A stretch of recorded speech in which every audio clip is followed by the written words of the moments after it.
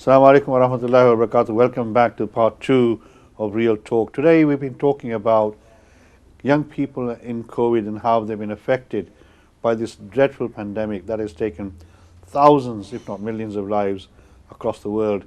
And we saw in our region as well, in the last 12 months, 18 months, lots of people lose their lives. Lots of people suffer from this pandemic that has affected all families. I don't think there's any family that I know of who's not been touched by the pandemic, either by the fact that somebody has caught the COVID pandemic, the illness, or they've actually lost somebody in their either close ones, or somebody even not so close, but somebody related to them, or even some very close friends that they have lost as well.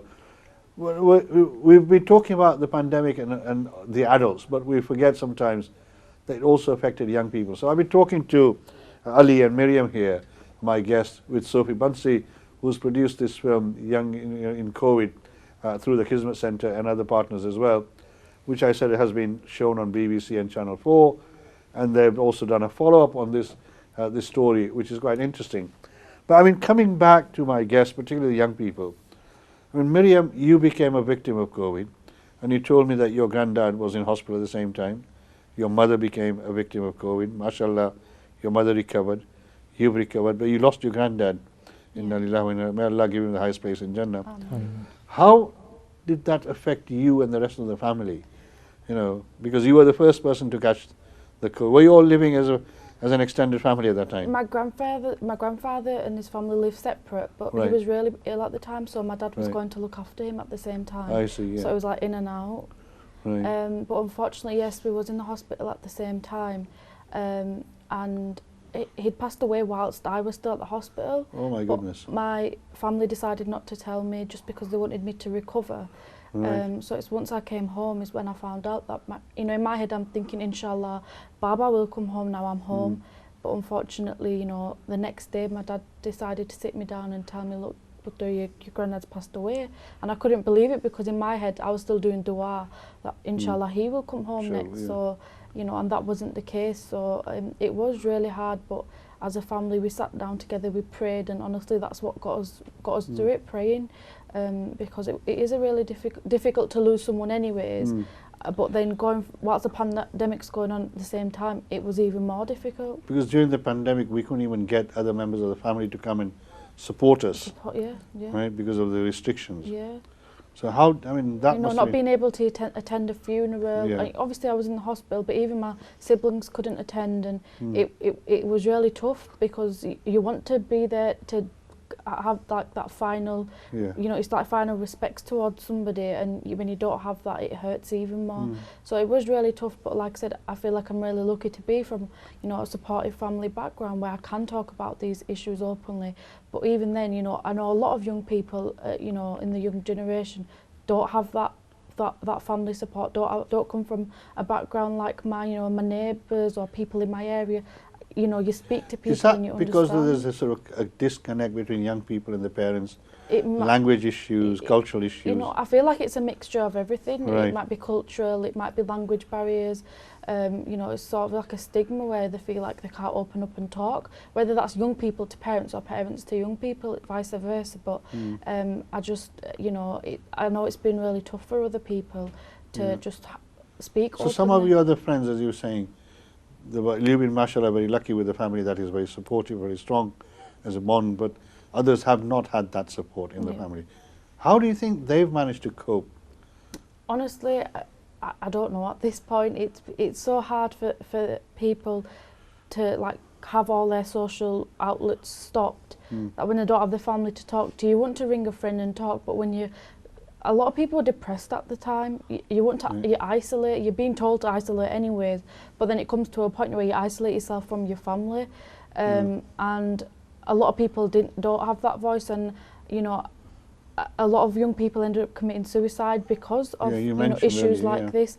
So I can't actually imagine what went on in someone's mind for them to be able to take that turn. Yeah, I mean we spoke in the first part. We talked about young people who've taken their own lives, because they couldn't cope with it. I mean, Ali, obviously, you come from a family where you were the eldest, I've been told, right? So you have, how many brothers and sisters have you got? 2 brothers, 2 sisters. Two brothers, so there's 5 young people in that Yeah. household, and you the oldest, right? So obviously, did you feel responsible that you had to show some leadership and some strength to your brothers and sisters as well? Absolutely. And you yeah. saw, that is a responsibility that was placed on your shoulder naturally and automatically.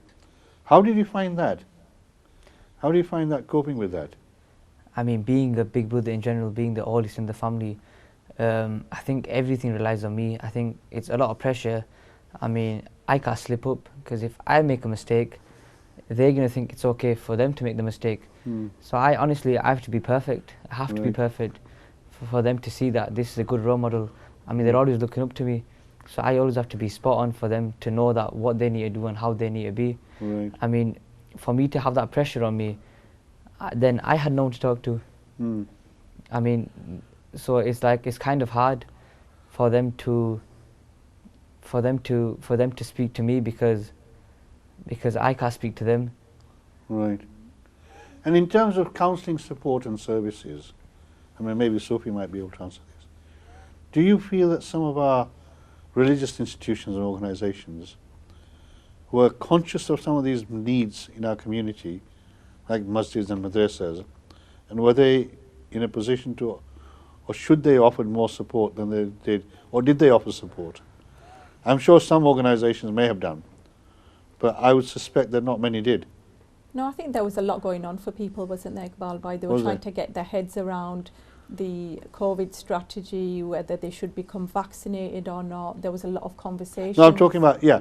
masjids were closed because, Yeah. the Council of Mosque actually took and I think Firm absolutely decision. fantastic leadership role Mm. within, the government. So even before the government announced Yeah. closures of the masjid, they did it. And I think, I pay tribute to them and when I did the first program. I'm talking about the type of support services, somebody to phone, somebody to talk to, somebody who can give you some guidance, either Islamic guidance or others. Was that available? I think in mainstream providers there were some helplines, Right. but young people were saying it takes a lot of confidence to pick up the phone and talk to somebody you don't know on the other side. Some of them didn't even know where the helpline numbers were, because unfortunately everybody had shut shop, packed up their shops and gone home. Everybody was working from home is a reality of things. Right. So young people were very much struggling, didn't know where to look, didn't have the confidence to speak to people, and if anything they preferred to speak to people who they did know. So Yes. I think as grassroots providers, a few of us that were open found that actually we were flooded with calls, we were flooded with queries and requests for, can we do more of this, can we do things outdoors then. So I think that familiarity of relationship was one of the reasons that even these young people in the middle of a pandemic were willing to talk to us about their innermost intimate fears and their feelings and their emotions and their experiences. So I definitely think there's more that could have been done, but I think it also pays testimony and tribute to the small grassroots organisations. Well, that certainly. I mean, the managed it. Kismet Centre, as you know, I have a lot of respect for the Kismet Centre, and that is why, we managed to achieve a visit there that, to show some of the good work that is going on in the Kismet Centre by the Duke and Duchess of Cambridge. But I mean, in terms of, you young people, obviously you come from a Muslim background, Muslim families. I'm sure you went to madrasas with, in your young ages. Did you find that having that faith of Islam was a help and a source of comfort for you? I feel like that's the only thing that kept me going, if I'm honest. Was it?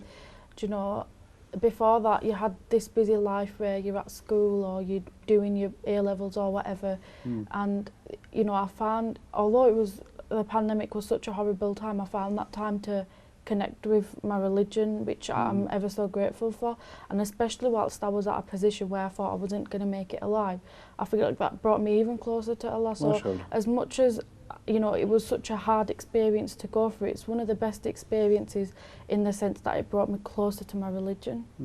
Is that something that has been reflected by other young people as well? Have you come across examples where people, in order to look for answers, they've sort of looked in Islam and see what does Islam say? Yeah. And has that been sort of supportive in the sense that it given them what Allah's sort of wider plan is and makes them understand a little bit more I think what is happening? many of the other young people on the film as well, the Muslim young people, had said that you know, they just came closer to the deen. They started to pray more. They started to reflect more on actually what's the actual meaning of life. If we take away, you know, work and education and leisure and social media and all of that, actually what's the meaning of life, and what are we if something like this pandemic can just, you know, tip the whole world upside down? Exactly, yes. So many of the young people said that they'd become focused and they began to prioritize on what was important, but at the same time trust Allah subhanahu wa ta'ala's plan and say, look, if something is going to happen to me and I'm at risk, and then, you know, so be it. This is Allah ta'ala's plan. But, you know, they had to strengthen their faith and their resolve in so many ways when it came to themselves and their families and their loved ones. So I think there definite was a refocusing and reshifting of spirituality. That's really good to hear, you know, Miriam's sort of experience, and hopefully may Allah continue that as well. I mean, Ali, I mean, obviously you said you're a boxer, an amateur boxer. Obviously you enjoy boxing. Boxing is your life. Now, you know, the pandemic obviously is now over.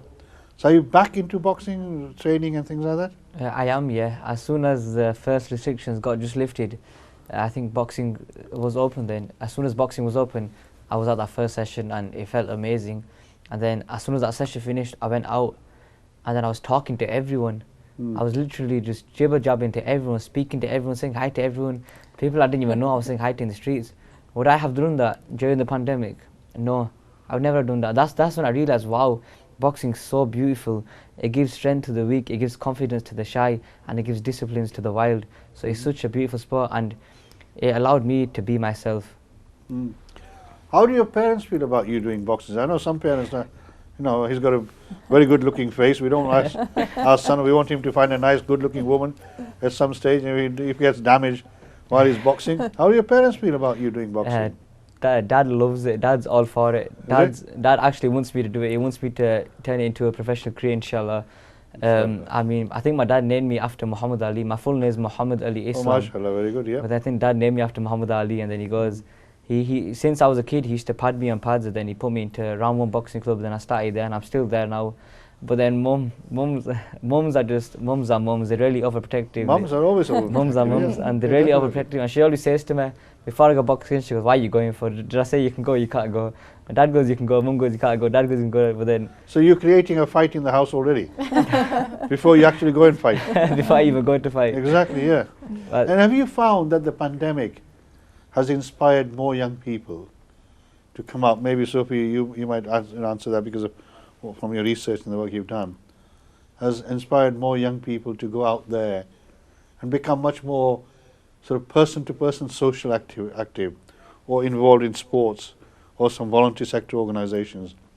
Do you feel that that is some of the benefits? I mean, there's no benefits from the pandemic. I think with the reflection that we're talking about, I know that there were some young people that had reflected their career paths. 2 or 3 young people that I spoke to said, look, I don't want to waste 3 years at university. Actually, life's too short. I either want to go travelling or I want to be hands-on, and I want to do something that I love doing, because nothing's guaranteed. So they changed their trajectory of their career and said, actually, I don't want to do that anymore. And I think some people had also lost out on universities and colleges and studying online, just said, this is not the experience I thought it would be. Many have lost out, yes. You know, my first year hasn't been enjoyable. I'm not sure university's for me. So, you know, it was good to see. But then hobbies, many people took up hobbies, outdoor, climbing, walking, physical sports. People said they learnt things about themselves that they didn't necessarily know before, about, you know, their interests, about what they could get into, because when all you have is time, how do you entertain yourself and how do you occupy yourself? So this allowed people to have a more broader perspective of life, than what they probably had before. And I think we always run in the rat race, don't we, Iqbal? In the normal world, we're always on the rat race, running from work to home to family to this to that. So I think it forced us all to slow down, didn't it, the pandemic? Slow down, reflect, learn different and new things to fill your time. So I think that definitely happened for the young people as well at such a young age. You know, incredible stories from both Miriam and Ali about how it you know, impacted on their way of life, but also their resilience, and it changed the course of their life. Well, obviously you can see, mashallah, Miriam made a fantastic recovery from being told she's going to end up in a sort of induced coma. Of course, right? I mean, Ali obviously saying he was cooped up 24/7 in his bedroom and became insular. suddenly, you know, now he's much more confident, aren't you? But as a boxer, Yeah. you're probably confident anyway, Yeah. right? Yeah. But that few months, like you say, of being forced to be confined in the home, obviously had a major effect on you. But you were saying that you knew some friends who were so badly affected that actually they took their lives as well. You know, and I think you say there were about 6 people in the film who took their lives. I heard bits of somebody saying that. So I think one of the young men had said three Three. of his friends, a yeah. Muslim young man had said 3 Right. of his friends and his auntie as well, unfortunately. Auntie as well, yeah. Yeah, took their lives. And that was, you know, mental health, depression. You know, so these are things that necessarily as a Muslim community we don't talk very openly about, agree. you know, stigma attached to mental health within Muslim communities, South Asian communities still very rife. It's Yeah. not conversations we have. Often we can confuse that with some type of, you know, possession. जादू कर दिया or किसी किसी ने। ने जादू कर दिया है, Yeah, you know, yeah. इसको मौलवी के पास लेकर जाओ, that sort of thing, and or Yes. or we're dismissive, you know, or snap out of it, you know, you'll be okay tomorrow. So we don't really look at the biology behind that or the psychology behind that, or we try to over medicate the issue. Whereas if we had more of an open conversation, or if people felt they had outlets to deal with difficult situations, experiences and traumas, and that's another part as a group, you know, the young people have been incredibly brave to speak here today. We're still continuing to speak on several platforms about the issues definitely, raised yeah. by the film, but it's something more for us Well, to I mean, explore as well. I give credit to them for coming here and sharing Of course. their experiences. You know, it's not easy. No. And I'm sure, you know, to say, come on live TV and talk about your experiences, which are not the most comfortable experiences, are they? Yeah. If he came here and said, I won the championship, Yeah. he'd be smiling. But, you know, this is something that traumatically affected him and his family. But, I mean, again, we have seen, you know, this pandemic affect all sorts of people from all ages, all sections of the community, you know, whether you are sort of upper mobile or sort of, you know, middle class or sort of, you know, somebody who's a working class person. Everybody's been affected by this and everybody's been touched by this. Now, the question that sometimes, and I asked earlier as well, and you're right about mental health, and inshallah, in the next couple of weeks, I was invited one of the major volunteer sector organizations that is working on mental health in this area to come and talk about the issues and share some of the challenges that you know, we face. Because you're right, we do compartmentalize mental health in some sort of little obscure boxes and say, isko kisi ne jadoo kar diya, you know, this guy is possessed or something like that. And the only way to cure it is by taking him into an alim or a maulana or somebody who does taweez. And that itself, I think, is an issue that needs to be addressed at some stage as well. This reliance on some of those beliefs is an issue. But as a mosques and madrasas in this country, I mean, my view is that I don't think we are geared up to provide mental health support services in our communities. Now, is that something that could be changing as a result of people's experiences? I hope so. I think as the young people are speaking up about what they were going through and their feelings, I hope this will prompt conversation. So this film has been a talking point for other young people, but also for adults. You know, we had a launch at Bradford University last week, and it was a very emotional launch where people had watched the film, they were crying. We're heading towards a second community launch for providers and people from the community in the coming weeks. And we hope this will act as a talking point and equipped organisations and faith institutions to start having difficult conversations, because it's only our communities that will benefit from that. Inshallah, yes. You know, yes. so, inshallah. I mean, in terms of, you say you've got partner organisations in this. Yeah. Who are the partners with you? So there were various partners and some, you know, really high profile partners, like West Yorkshire Police were some of the partners. Some of their officers came out with us when we were interviewing the young people. You know, housing associations, we had Manningham Housing, we had Mary Magdalene, where Ali's from as well, a care home. So, you know, the young people in care homes, their experiences just were not looked at all. They were even more hidden than these young people. Yeah. So various partners across the board that really supported and bought into our vision and what we were trying to do in the heart of the that's good to pandemic. hear. But are these partners now committed to putting some resources, some services in place? I hope so. Huh? I hope so. We've definitely pushed them to do that. Right. We've pushed them on our vision that this isn't a one-off film. We will continue, but also that the young people will actively go to different organisations, talk talk about some of their experiences and how services can better deliver. Young people need to be at the heart of services that are being delivered. They need to be consulted with. They need to really lead the way. They're best equipped to know what they require, and as you can see today, they're more than capable of speaking about. Definitely, service users need to lead Yes. the provision themselves, and I agree with that completely. And I think that's where sometimes we have not been able to do that. Some of the institutions have not recognized the strength that exists in our community to be able to design and provide the services. I hope you have found so far this program, we're rapidly coming to an end, and I keep saying every week, that every time we're just about to get into the meat of the discussion debate. Unfortunately, we have to say goodbye to our viewers because the time's running out. This has certainly opened my eye. When I saw the trailer, it certainly opened my eye as well, in the sense that how the pandemic, and I must admit myself, I had no idea how the pandemic had affected young people. I had a little bit of an inkling about it, but not to the extent when I saw this film. And I'm deeply grateful to Sophie and her colleagues and the Kismet Centre for actually taking the initiative of making this film, bringing the voices out so that communities can hear what is going on, people can understand what's going on.